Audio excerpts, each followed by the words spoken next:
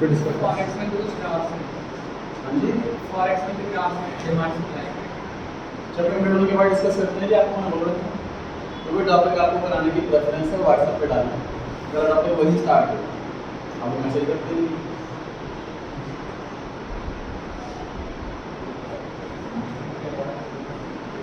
Continue कर रहे हैं सर चैप्टर एम्प्लॉयमेंट। इसमें भी काफी सारे टर्म्स हैं जो पढ़ने बाकी।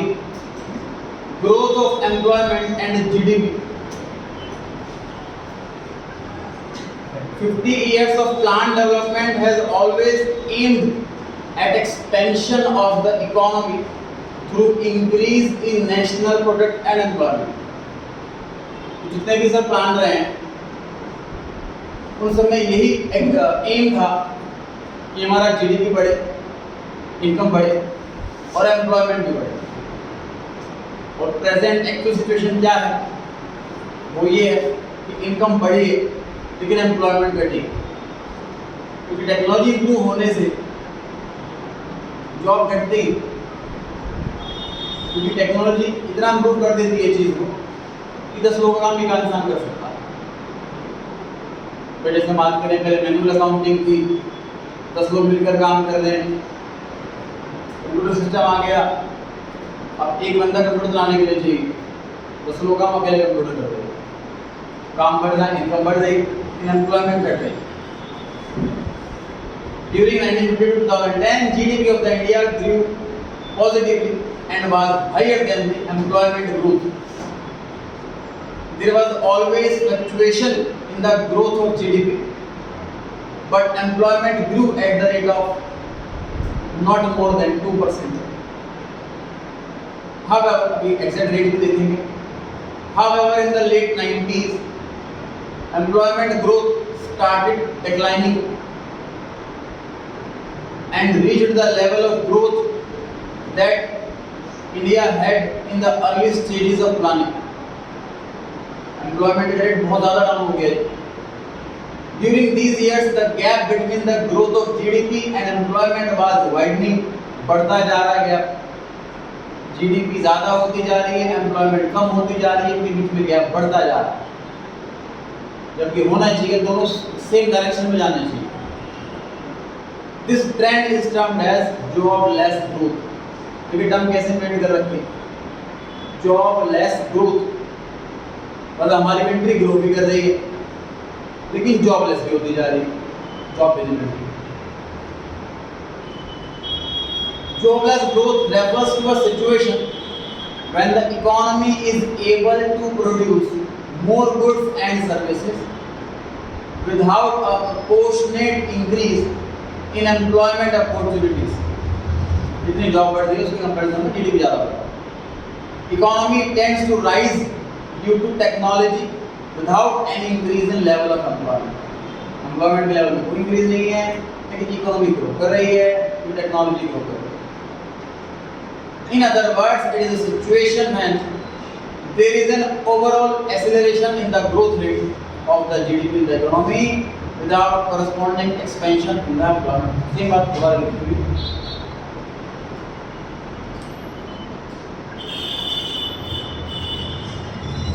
ऊपर वाला सरकार ये GDP वाला और जो नीचे वाला ये एम्प्लॉयमेंट वाला। तो देखिए यहाँ पर जीडीपी बढ़ रहा है काफी तेजी से, एम्प्लॉयमेंट यहाँ पे घट रहा है, यहाँ पे एम्प्लॉयमेंट काफी कम हो गया। और जैसे इस लेवल पर देखिए जीडीपी कितना बढ़ा लेकिन एम्प्लॉयमेंट घटी, इसी कहते हैं जॉबलेस ग्रोथ। ग्रोथ हो रही है, जीडीपी बढ़ रहा है, इनकम बढ़ रही है, लेकिन जॉब जाती जा रही है। तो ये वैसे डेटा है।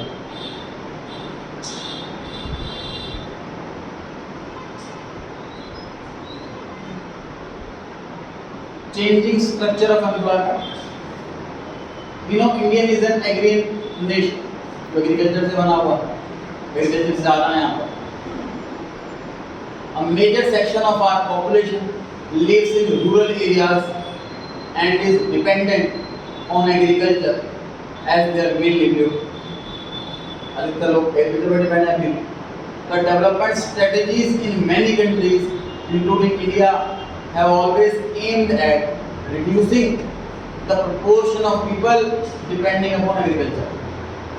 डेवलपमेंट वाली कंपनियों का मेन टारगेट क्या है कि लोगों को एग्रीकल्चर से निकालें, अदर सेक्टर में लेकर के आए, गाँव की इनकम ज़्यादा हो।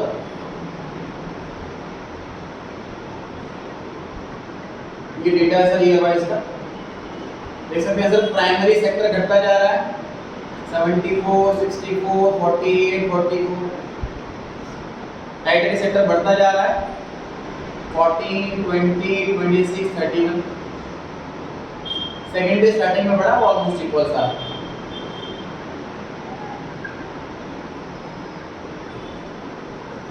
इन 72 to 73 74% जो है पॉपुलेशन वो वर्कफोर्स जो है वो प्राइमरी सेक्टर के अंदर, जब घटते घटते 44 रह गई।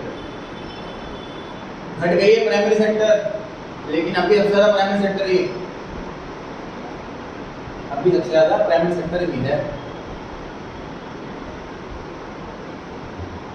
17-18 से it show substantial shift from farm work to non farm work. Farm से काम करने से शिफ्ट हो रहे हैं, जो फार्म वाले काम नहीं है, नॉन फार्म वाले काम वहाँ पे शिफ्ट हो रहे हैं। Secondary and service sectors are showing promising future for the Indian workforce as shares of these sectors have increased from 10 to 24, 40 to 31. ये secondary का और tertiary।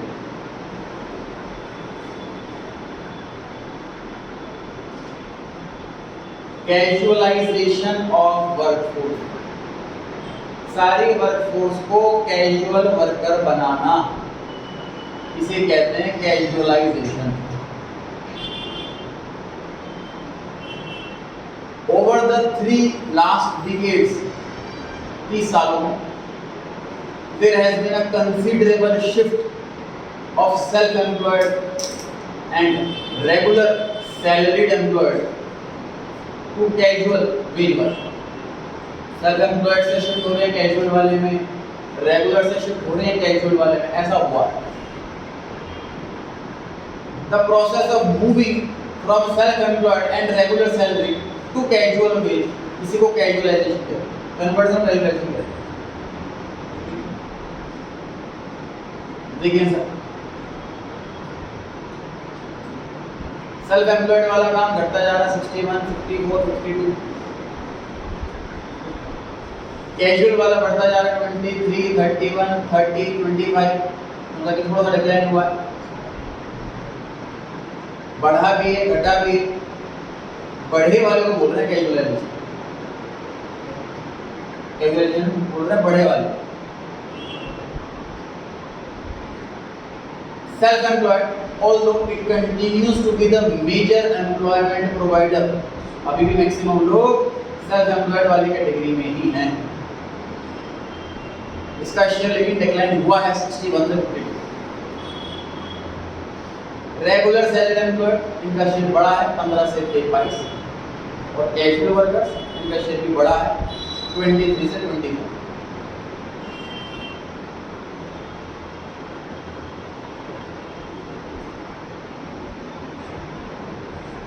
Informalisation of Indian workforce, ये क्या है इनफॉर्मलाइजेशन? सर फॉर्मल का मतलब थोड़ा idea है, फॉर्मल और इनफॉर्मल। फॉर्मल मतलब ऑफिशियल, इसमें अपनी चॉइस नहीं है, जैसे मर्जी काम कर लो, जो रूल है उसके हिसाब से काम होगा। और इनफॉर्मल मतलब अनऑफिशियल, जहाँ पे कोई रूल नहीं है, जैसे मर्जी कंफर्टेबली कर लो। तो इनफॉर्मलाइजेशन ऑफ वर्कफोर्स का मतलब वर्कफोर्स का कन्वर्ट होना इनफॉर्मल सेक्टर की तरफ। समझते हैं sir? What is formal sector? Sir जहाँ ऐसी जॉब हो जहाँ एम्प्लॉयर की मर्जी नहीं है कि जितनी सैलरी देना चाहे उतनी सैलरी देगा, जो लॉ है उस अकॉर्डिंग सैलरी देगा। Pension, gratuity, PF, leave encashment, medical benefit, ये सारे बेनिफिट्स मिलेंगे। This is formal sector. Informal sector में मर्जी एम्प्लॉयर की, पैसे दे ना दे, बोनस दे ना दे।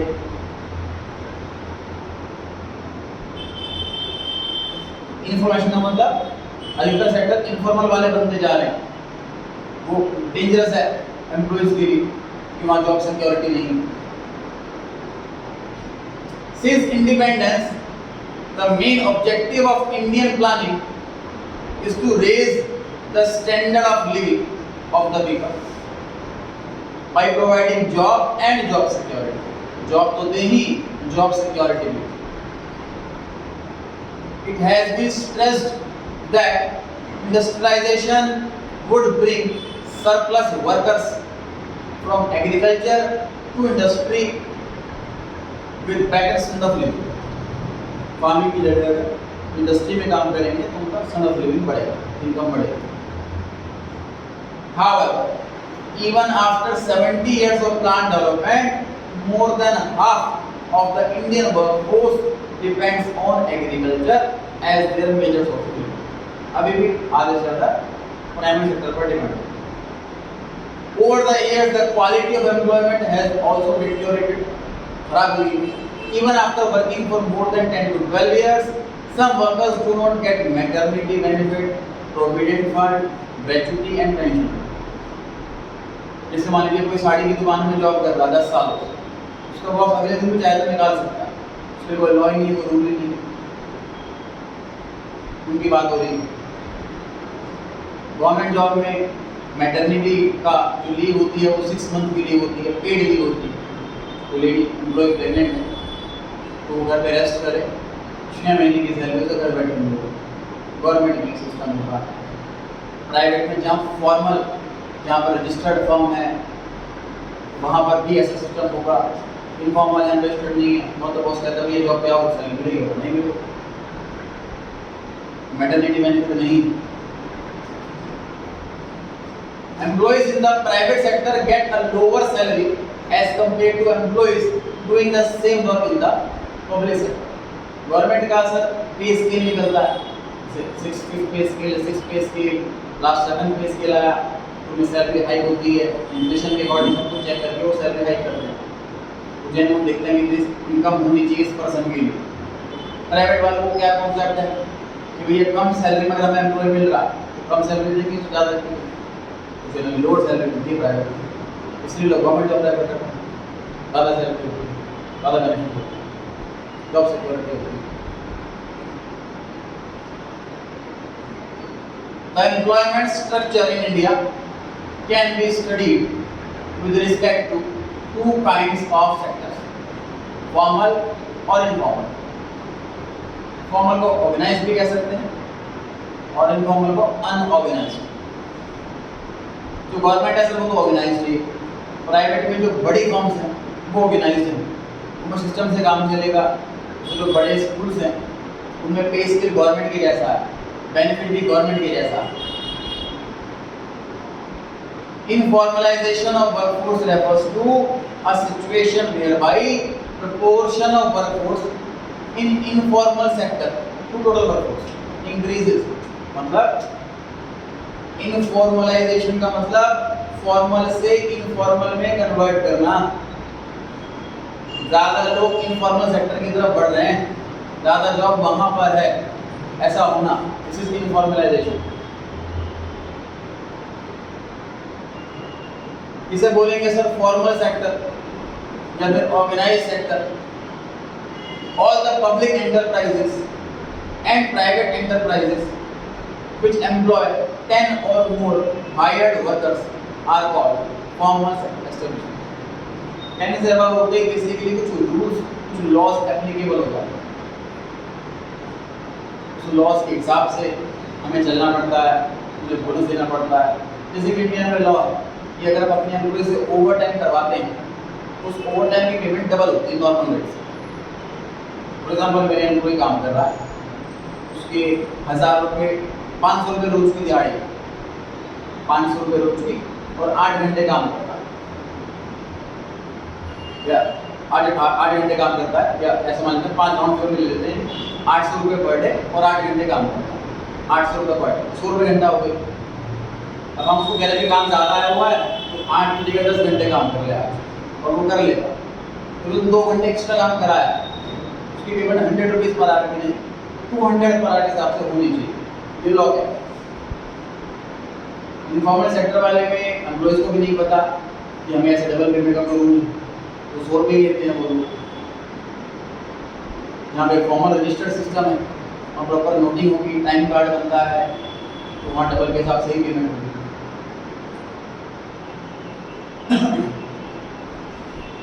Workers who work in such establishments are known as formal sector workers, जो रेस्टोरेंट फॉर्म में काम कर रहे हैं। Formal workers enjoy social security benefits and earn more than those in formal sector. क्या मतलब है सोशल सिक्योरिटी बेनिफिट का? Medical, pension, maternity, gratuity, provident fund, ये सारे सोशल बेनिफिट है, वो मिलेंगे फॉर्मल सेक्टर वाले, इनफॉर्मल वालों को नहीं मिलेंगे। और नॉर्मली सैलरी भी नहीं जाता है। The government protects them in various ways through its labour laws. Labour law लग जाते हैं सर, जैसे हमारे पास 10 से ज़्यादा एम्प्लॉयज हो जाता है, 20 से ज़्यादा एम्प्लॉयज हो जाएंगे तो और लेबर हो जाएंगे, ऐसे इंक्रीमेंट सेक्टर बढ़ता रहता है। लॉ बहुत सारे, wages act, gratuity act, provident fund act, ऐसे एक्ट बहुत सारे हैं लेबर। जैसे एम्प्लॉयज बढ़ते हैं ज़्यादा लॉ लगते जाएंगे। इसलिए स्मॉल बिजनेसमैन जिनके पास 20 लोगों का स्टाफ है, वो नंबर 1 में शो नहीं करते हैं, हमारे पास एम्प्लॉय कम शो करते हैं, लॉ लग जाएंगे। The government protects them in various ways through its labor laws, and they can form trade unions to protect their interests. Trade unions completely legal है, अपने यूनियन बना सकते हैं, कुछ मैटर पे डिस्कशन करना है, सैलरी बढ़वानी है, बोनस लेना है, या वर्किंग कंडीशन में कोई इशू है उसकी बात कर सकते हैं बॉस से, और उनके पास पूरा राइट है। However, organized sector provides work to just 6% of total work. सिर्फ 6% लोग ही फॉर्मल वर्कफोर्स में काम कर रहे हैं, बाकी सारे इनफॉर्मल में काम कर रहे हैं। क्योंकि कोई भी फॉर्मल सेक्टर में एम्प्लॉय नहीं रखना चाहता, नहीं बनाना चाहता, खर्चे पड़ जाते हैं।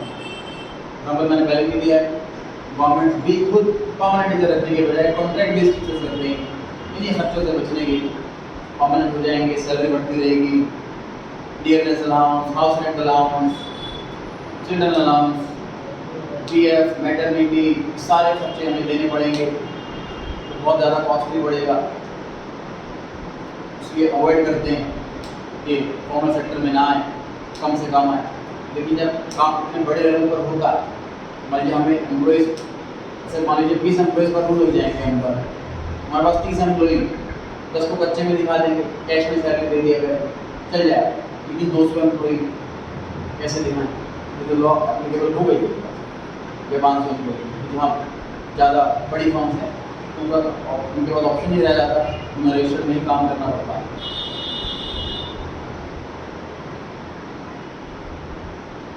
इनफॉर्मल और अनऑर्गेनाइज्ड सेक्टर, जहाँ पर 10 से कम लोग हों तो वह informal. Workers who work in such enterprises are known as informal sector worker. पिछले टॉपिक में उसका नाम था formal sector worker. For example farmers, agriculture labourers, owners of small enterprises etcetera, जो जॉब सिक्योरिटी नहीं है। It also includes all non farm casual wage labourers who work for more than one employer. Employer एक से ज़्यादा, example दिहाड़ी के मजदूर है, परमानेंट किसी के एम्प्लॉय है, इसने बुला लिया काम के लिए, उसके पास काम कर रहे। सच एज कंस्ट्रक्शन वर्कर, एलोड वर्कर, एलोड 200 रुपये सामान लेके लोड करेगा, उसकी पेमेंट लेगा। In India around 94% employment is found in the unorganised sector. 6% organised वाले में था, 94% अनऑर्गेनाइज्ड वाले में। Small firms, household industries, shops, self employed units, परचून की दुकान हो गई, ये सब एग्जांपल आ गया इसमें। In the informal sector, male workers account for 70% of the workforce. Male worker ज़्यादा है। Workers and enterprises in informal sector do not get regular income. इन सभी कामों में रेगुलर इनकम नहीं होती, फिक्स इनकम नहीं होती, कभी इनकम ज़्यादा, कभी इनकम कम, कभी income zero. they do not have any protection or regulation from the government. तो प्रोटेक्शन नहीं है सर, हमारी इनकम कम होगी तो क्या होगा, फंड्स नहीं है गवर्नमेंट के पास तो क्या होगा, मेडिकल इमरजेंसी आ गई तो क्या होगा, कोई प्रोटेक्शन नहीं है गवर्नमेंट की इस सेक्टर में. Such workers have the risk of being dismissed without any compensation. Job से निकाला जा सकता है बिना किसी कॉम्पेंसेशन के. जैसे स्मॉल शॉप्स में जो वर्कर्स काम कर रहे होते हैं उन्हें निकाल सकते हैं जब चाहे, कोई उसके लिए कोई लॉ नहीं, कोई रूल नहीं, कोई केस नहीं कर सकता वो कोर्ट में जाकर. 20 साल से जॉब कर रहा था, परमानेंट निजाम वो जॉब से निकाला, तो रजिस्ट्रेशन कुछ नहीं. Employment of informal sector workers depend on the nature of market. They are hired when the market conditions are favorable and they are fired when there is a slowdown. इस type के सब काम करते हैं ये लोग कि कंपनी को रिक्वायरमेंट है तो जॉब की अपॉर्चुनिटी निकाल दी, लोगों को भर्ती कर लिया, काम डाउन है फिर लोगों को निकाल दिया. इस टाइप से इनका काम किया जाता है. कोविड-19 के टाइम ये लोगों को जॉब से निकाला गया, इन्फॉर्मल सेक्टर वालों को भी निकाला गया. Workers of this sector live in slums or are squatters, persons who unlawfully occupy an uninhabited building or unused झोपड़ी वगैरह कहीं बना ली, unauthorized प्लेस पर रह रहे हैं. Informal sector uses the outdated technology and do not maintain any house. Obviously sir 10 से कम worker काम कर रहे हैं तो बिजनेसमैन को बहुत रिच नहीं है जो उसके लिए सेपरेट अकाउंटेंट रखे फुल टाइम वाला जो जिसके प्रॉपर अकाउंट का उसने हमें प्रॉपर अकाउंट मेंटेन नहीं होते हैं, ये पॉसिबल भी नहीं है उसके लिए. तो सिंपल सी बात है, छोटे बिजनेसमैन के लिए क्यों रूल ज़्यादा नहीं है, फॉलो नहीं कर सकता बेचारा, भरने की कम है, हर चीज़ में खर्चे आ जाए. जिसका अच्छे लेवल पर बिजनेस है वो अच्छी अर्निंग कर रहा है तो अफोर्ड कर सकता है, रूल्स सारे एप्लीकेबल करना, अकाउंट सारे मेंटेन करना, वो अकाउंटेंट को अपॉइंट कर सकता है, हायर कर सकता है.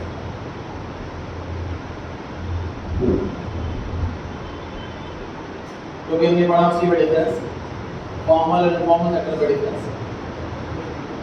Workers who work in organised sector उसको बोलेंगे फॉर्मल सेक्टर वर्कर्स. वो वर्कर्स जो वर्क कर रहे हैं अनऑर्गेनाइज्ड सेक्टर में उन्हें बोलेंगे इनफॉर्मल सेक्टर वर्कर्स. दूसरा सोशल सिक्योरिटी फॉर्मल वाले में मिलेगी, इनफॉर्मल वाले में नहीं मिलेगी. तीसरा लेबर लॉस फॉर्मल वाले में लगेंगे, इनफॉर्मल वाले में नहीं लगेंगे. ट्रेड यूनियन फॉर्मल सेक्टर में है, इनफॉर्मल में नहीं. अर्निंग फॉर्मल वाले में ज़्यादा, इनफॉर्मल वाले में कम. शेयर इन वर्कफोर्स फॉर्मल वाले में बहुत कम 6%, इनफॉर्मल वाले में ज़्यादा 94%. लास्ट का मतलब टोटल वर्कफोर्स में कितना परसेंट शेयर इस वाले सेक्टर का.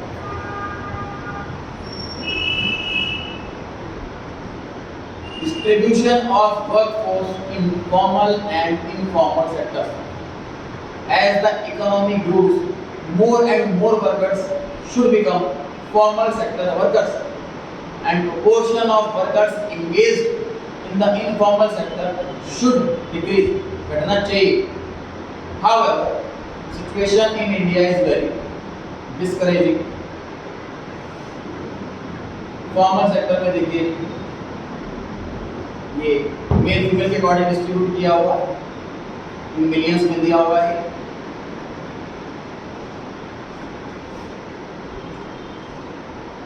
Formal versus informal, out of 473 million workers in the country, 30 million workers are formal and remaining 443 million are informal.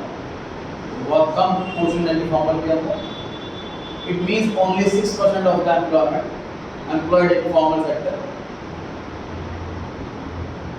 Male female की बात करें सर तो 30 में से 24 मेल हैं, मतलब 80% हुआ, और 6 फीमेल है तो भी सिर्फ 20% हुआ. इनफॉर्मल सेक्टर में बात करें 443 में से 310 मेल हैं, 133 फीमेल है, 70% मेल हुआ, 30% female. Realizing the importance of informal sector. अभी तक बड़ा चल रही थी, हम तारीफ कर रहे हैं. Due to failure of formal sector in generating employment, sir इसकी एंड की रीज़न सर इनफॉर्मल सेक्टर जब इतना बेकार है, जॉब सिक्योरिटी नहीं है, सैलरी कम है, सोशल सिक्योरिटी बेनिफिट नहीं है, क्यों लोग जॉब कर रहे हैं यहाँ पर? क्योंकि फॉर्मल सेक्टर में जॉब है ही नहीं, इसलिए कर रहे हैं फॉर्मल में job. Due to failure of formal sector in generating employment generate नहीं कर पा रहा फॉर्मल सेक्टर। गवर्नमेंट जॉब्स बड़ी कम है, प्राइवेट जॉब में भी जहाँ पर सारी फैसिलिटीज हो वो वाली जॉब भी बहुत कम है, तो लोग कितना वेट करेंगे उसका। अभी कई लोग ग्रेजुएशन के बाद 5-5, 7-7 साल लगा देते हैं एग्जाम की तैयारी करने में गवर्नमेंट जॉब के घर बैठे बैठे। ग्रेजुएशन कंप्लीट करते ही एक्सपेक्टेशन होती है फैमिली की कि भैया जॉब पे जाकर कमा के लाए, बट उसके बाद कहता है मुझे गवर्नमेंट जॉब की तैयारी करनी, और 1 साल तैयारी करी, एग्जाम दिया, रह गया, नेक्स्ट ईयर तैयारी का एग्जाम दिया, रह गया, फिर 5 साल 7 साल से घर बैठा हुआ। ऐसे लाखों स्टूडेंट, करोड़ों स्टूडेंट्स हैं। यहाँ पे बताया हुआ है कि और एट द एंड अगर इसकी नहीं लगी तो जॉब, फिर वो प्राइवेट जॉब कर रहा है, तो फॉर्मल सेक्टर फेलियर है, जॉब जनरेट नहीं कर पा रहा, ये नीडेड है, इसलिए इनफॉर्मल सेक्टर ग्रो कर रहा है। We have started paying attention to enterprises and workers in the informal sector. With the efforts of International Labour Organization, Indian government has initiated the modernization of informal sector enterprises and provision of social security measures to informal sector workers. मतलब government ये कोशिश कर रही है कि informal sector में भी हम सोशल सिक्योरिटी बेनिफिट डालते हैं। जैसे मैंने बताया कि प्राइवेट स्कूल्स भी अब ये सिस्टम अडॉप्ट करते जा रहे हैं काफ़ी, कि जो गवर्नमेंट जॉब में था वही सैलरी मिलेगी, वही सारे बेनिफिट मिलेंगे जो गवर्नमेंट जॉब में।